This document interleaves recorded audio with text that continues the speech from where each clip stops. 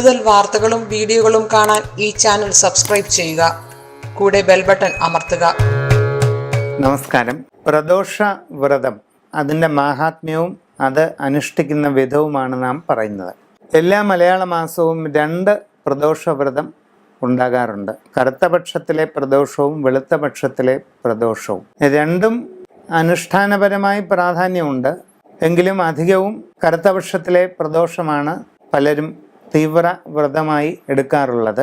ഒരു വാവിന് ശേഷം അടുത്ത വാവ് വരെ ഉള്ള കാലയളവിനെ 15 തിഥികളായി ഭാഗിച്ചിരിക്കുന്നു.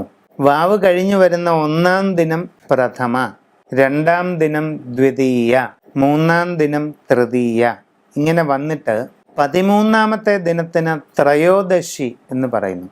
ഈ ത്രയോദശിയും സന്ധ്യയും കൂടെ വരുന്നിടത്താണ് നാം പ്രദോഷ വ്രതം അനുഷ്ഠിക്കുന്നത്. ഭഗവാൻ ശ്രീപരമേശ്വരൻ്റെ ഏറ്റവും പ്രിയപ്പെട്ട വ്രതങ്ങളിലൊന്നാണ് പ്രദോഷ വ്രതം. ഈ പ്രദോഷ വ്രതം തലേ ദിവസം സന്ധ്യ മുതൽ പ്രദോഷ സന്ധ്യ വരെയാണ് അനുഷ്ഠിക്കേണ്ടത്.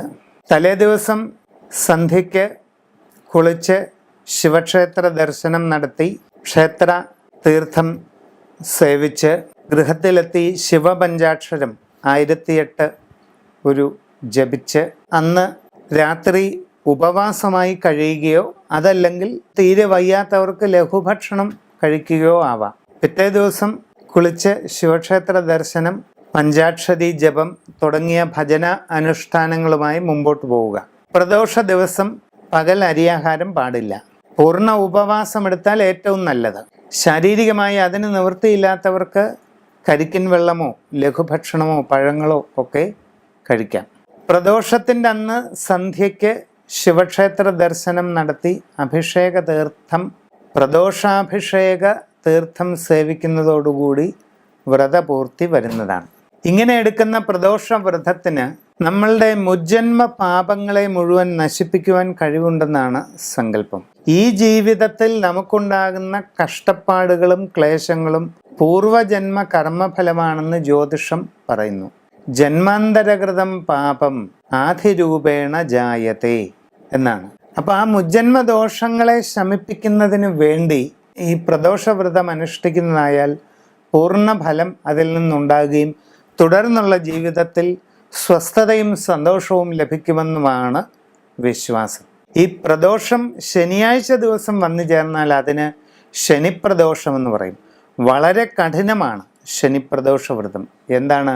തലേ ദിവസം, അതായത് വെള്ളിയാഴ്ച ദിവസം സന്ധ്യാസമയത്ത് ശിവക്ഷേത്ര ദർശനത്തോടുകൂടി ഉപവാസം ആരംഭിച്ചാൽ ശനിയാഴ്ച പകൽ മുഴുവൻ ഉപവസിച്ച് ശനിയാഴ്ച സന്ധ്യയ്ക്ക് ദീപാരാധനയും പ്രദോഷാഭിഷേകവും കഴിയുന്നത് വരെ ഉപവസിക്കണം.